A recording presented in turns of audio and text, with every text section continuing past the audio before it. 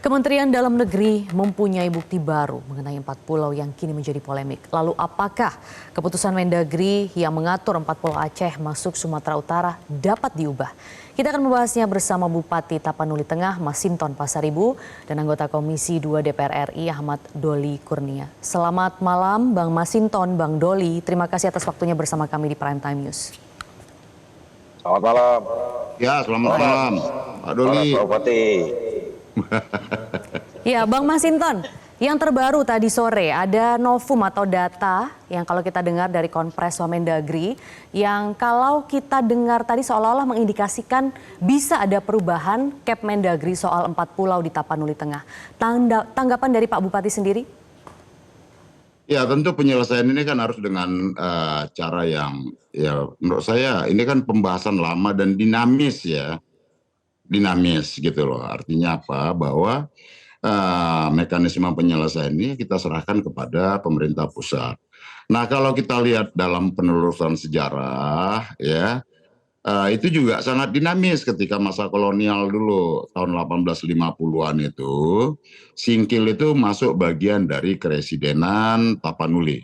Salah satu afdelingnya itu ada afdeling Sibolga, afdeling Batak Lenden, afdeling Angkola dan lain sebagainya, termasuk Singkil. Ada 7 afdeling dalam Keresidenan Tapanuli itu 1850-an itu masuk dalam Keresidenan Tapanuli. Namun kemudian ya itu tadi secara dinamis ya. Ketika tahun 1900 awal-awal abad 1900-an 5 kalau nggak salah itu afdeling Singkil dimasukkan dalam Keresidenan Aceh. Jadi memang ini sangat dinamis. Nah, kalau ada novum baru, istilah dalam kuasa hukumnya atau kemudian nanti dari proses musyawarah, dialog, dari aspek historis, sosiologis, maupun secara geografis nanti tentu kita harapkan seluruh mekanisme penyelesaian 4 pulau ini melalui proses musyawarah dalam bingkai negara kesatuan Republik Indonesia dan dalam bingkai persaudaraan. Nah, tentu perlu kami sampaikan bahwa hubungan antara masyarakat Tapanuli Tengah dengan masyarakat Aceh Singkil itu udah hubungan panjang berabad-abad lamanya sejak era Nusantara sebelum ada Republik ada. Nah, kebetulan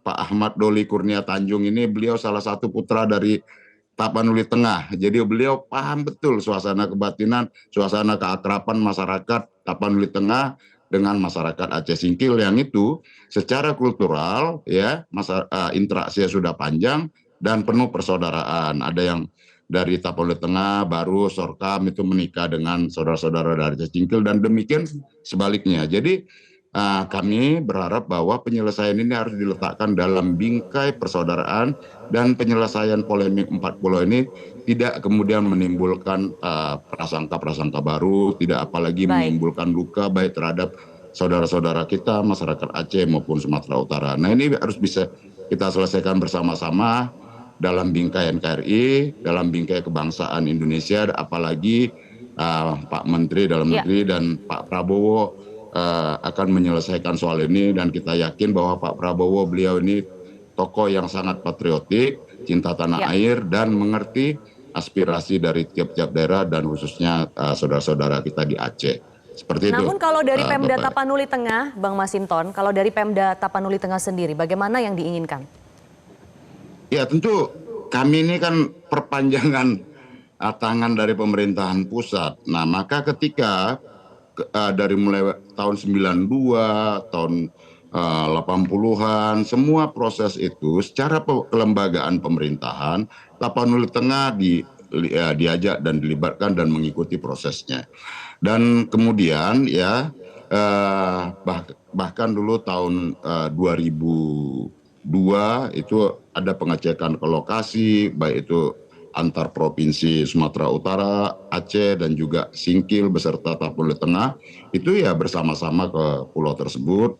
Dan artinya apa? Bahwa tugas kami adalah menjaga agar polemik ini tidak memunculkan sentimen kedaerahan, kewilayahan yang itu bisa mengganggu kohesi sosial masyarakat. Nah, tugas kami adalah bagaimana keharmonisan antar masyarakat di Tapanuli Tengah dan Aceh Singkil selama ini sudah terjalin baik, berabad-abad lamanya ini tetap terjaga. Seperti itu, Baik, Mbak Silvi. jadi tujuannya itu ya, menjaga harmonisasi terlebih dahulu ya. Kalau Bang Doli melihat polemik ini bagaimana? Bagaimana menyikapi konfes terbaru misalnya dari Wamendagri?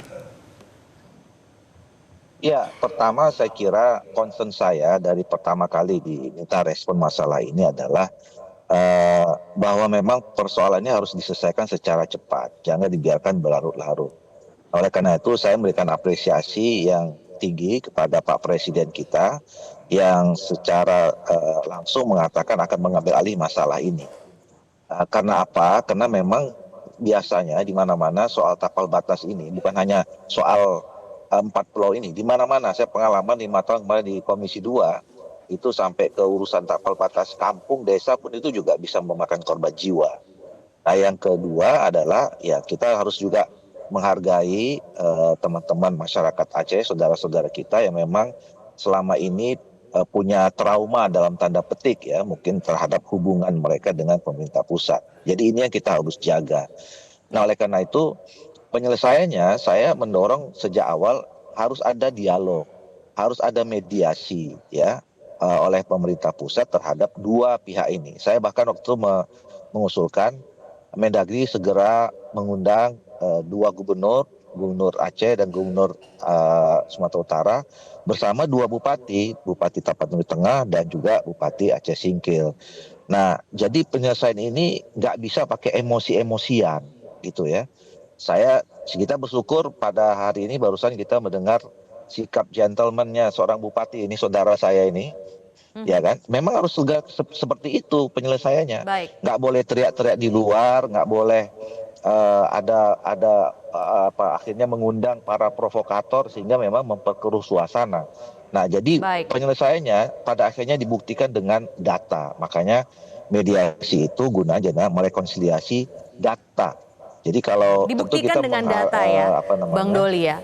Baik, kalau kita berkaca pada data kan sudah ada perjanjian Helsinki misalnya Bang Doli, juga sudah ada undang-undang tentang kewilayahan. Jadi kalau dirunut lagi, mengapa kalau menurut Komisi 2, mengapa bisa ada polemik mengenai 4 pulau yang sebenarnya sudah diatur semua? Jadi begini, pertama apa yang SK yang diterbitkan oleh Kementerian Dalam Negeri ini adalah bukan soal batas wilayah ya, karena di dalam hierarki perundangan kita batas wilayah itu diatur dalam peraturan Menteri Dalam Negeri. Nah, ini adalah SK Menteri Dalam Negeri terkait dengan coding ya, pengkodean atau pemutakhiran kode terhadap wilayah administrasi pemerintahan dan pulau. Jadi isi dari Kemendagri itu 4.000 lembar. Jadi bukan hanya bicara tentang 4 pulau ini saja. Ya. Ini bicara tentang dari Sabang sampai Merauke, dari Miangas sampai Pulau Rote. Semua pulau itu dikode. Nah, tapi memang coding ini menjadi dasar penerbitan kalau kemudian tidak ada dispute ya antara satu daerah terhadap nanti penerbitan peraturan Menteri Dalam Negeri.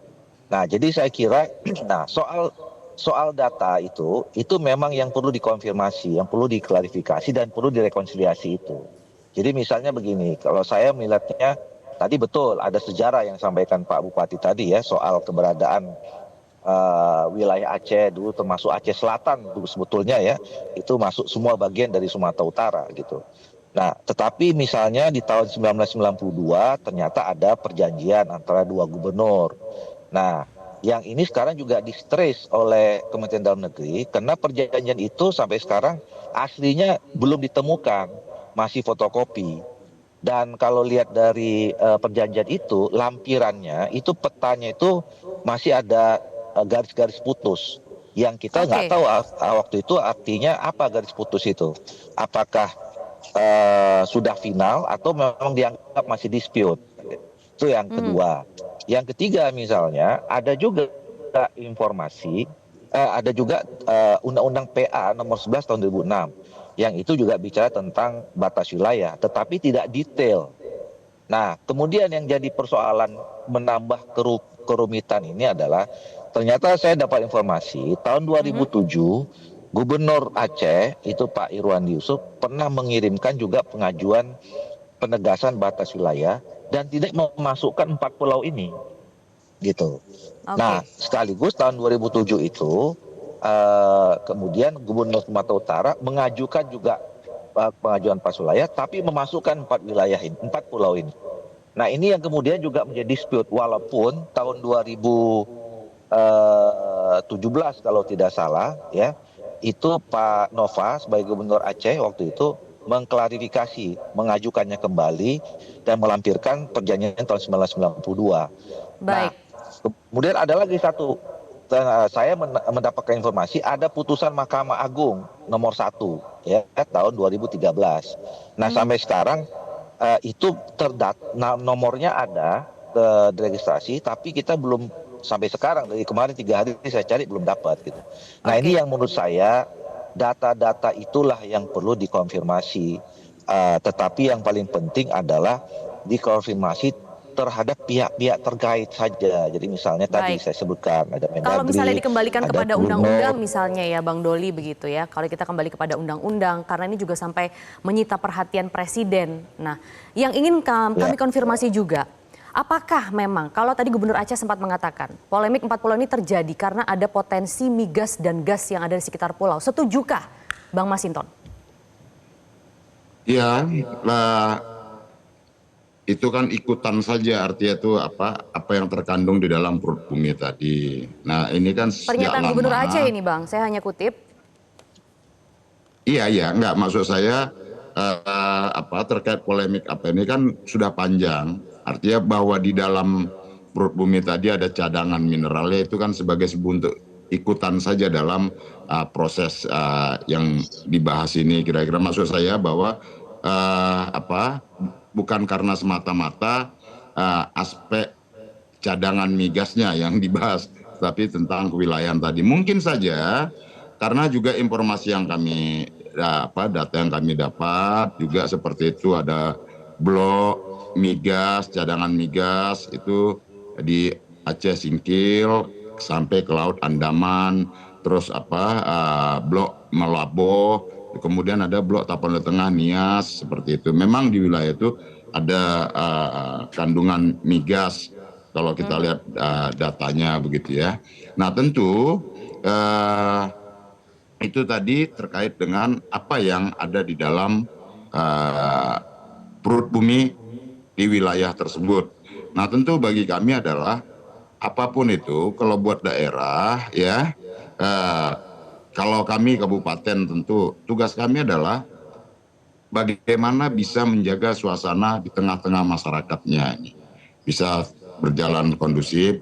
Nah, terkait dengan cadangan-cadangan sumber daya alam yang ada di wilayah tersebut, ya selama ini kalau kita lihat dalam apanya ya rata-rata itu ya Ya, kewenangan besarnya ada di pemerintah pusat maupun pemerintah baik. provinsi. Seperti Baik. itu, Mbak. Baik, Bang Doli ini kan sampai menyita perhatian Presiden. Katanya Presiden akan turun tangan langsung memberikan keputusan dalam waktu sesegera mungkin. Nah, kalau kita kembalikan lagi ke runutan undang-undang kewilayahan, sebenarnya bagaimana mengatasi polemik ini begitu? Apakah memang keputusan Mendagri yang sebelumnya kurang tepat?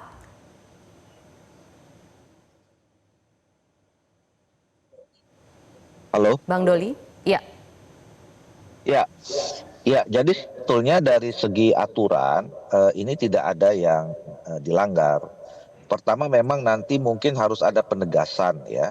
Selama ini kan di dalam Undang-Undang Dasar 1945 itu disebutkan bahwa pembentukan atau pengaturan satu provinsi, satu kabupaten atau satu kota itu berdasarkan satu undang masing-masing, satu undang-undang. Nah, selama ini yang kemarin selama 5 tahun kami bereskan di Komisi 2. Ternyata memang selama ini ada 20 provinsi pada saat itu ya, itu tergabung dari beberapa undang-undang. Nah, ini yang kadang-kadang membuat dispute. Bahkan kabupaten ada 240-an, 49 ya, yang itu tergabung. Jadi 2-3 kabupaten itu diatur dalam satu undang-undang. Nah, kemarin kami sudah rapihkan, alhamdulillah 20 provinsi, kemudian ada 169, tinggal sisanya tinggal 102 apa 104 lagi itu yang harus diselesaikan oleh periode ini teman-teman di Komisi 2. Nah, memang kadang-kadang itu yang membuat jadi dispute. Harusnya kan ketika satu provinsi, satu kabupaten dan satu kota diterbitkan undang-undangnya, itu udah selesai semua urusan perbatasan. Harusnya begitu. Nah, cuman karena memang ada dispute, kemudian ada undang-undang juga yang mengatur bahwa penyelesaian sengketa itu diakhiri diputuskan berdasarkan peraturan Menteri Dalam Negeri. Nah, jadi tidak salah juga, dan saya katakan tadi sampai sejauh ini Menteri Dalam Negeri belum mengeluarkan peraturan Menteri Dalam Negeri, cuman SK berkaitan dengan update rupa bumi itu yang memang setiap tahun harus diupdate gitu. Nah, dan kemarin ini menurut saya mungkin problemnya cuma komunikasi ya. Harusnya kemarin ya didudukkan dulu karena sekali lagi sensitif.